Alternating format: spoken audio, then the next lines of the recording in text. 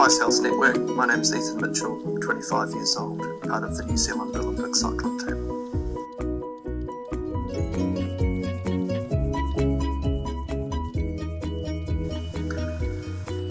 For me it would be our first world title in Cali, Colombia in 2014. It was the first time we'd won the world champs. We'd been second the year before and third the year before that, so yeah, I think for me that was probably my biggest moment so far. It was a nice sort of confidence boost and motivated to see that we were at the top of the sport, and then going forward, yeah, the realisation that we were, one of the best teams out there was big for us.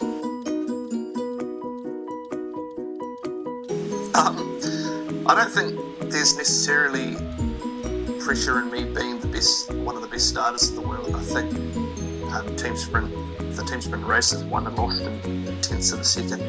And to be the best team, you need to have three guys get across the line as fast as possible. So as far as external pressure or expectations of being one of the fastest starters, it's not necessarily there. It's more about me not letting the other two guys down.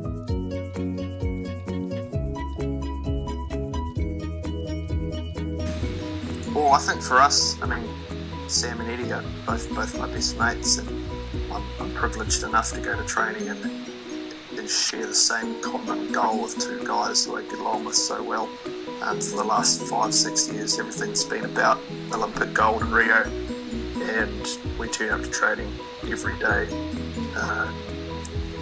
and then push each other to our limits.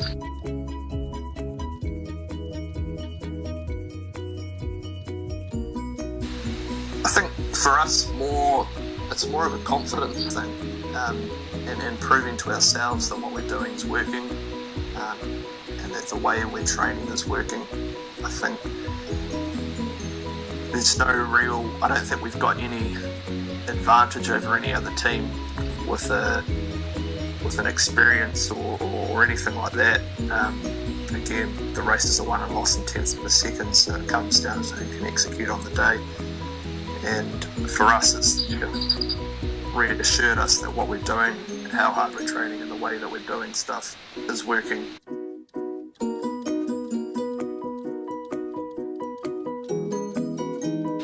No, I don't think so. I think the way in which we operate as a team and our team dynamic and the support around us is what gives us the advantage, not necessarily the results.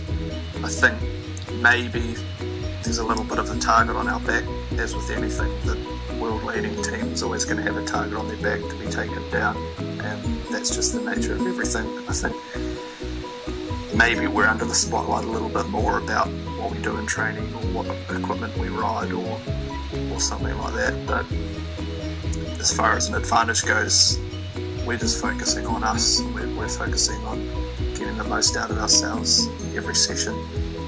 And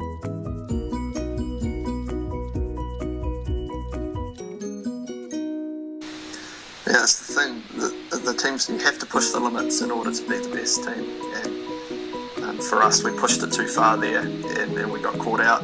That's something that was hard to take at the time, but going forward was massive for us because it really knuckled us down on focusing on the technical aspect of the ride. And leading into the 2016 Worlds where we won our title back, I think we rode that technically perfect, and that was probably more due to the fact that this happened in 2015. We put so much work into executing and being technically the best, and I think going forward, although it was hard to take at the time, it only brought us closer and made us a better team forward, I think. I don't feel like I've sacrificed anything. I think everything's been worthwhile. I'm fortunate enough to be in a position where I've got family, friends, and we've all got partners who support us mentally. It's it's a nice feeling to know that you've got so much support coming from back home. And I'm fortunate enough to be in a position where I can travel the world and ride bikes in circles, really, and do what I love doing. It's been a pretty amazing journey as far as sacrifices go.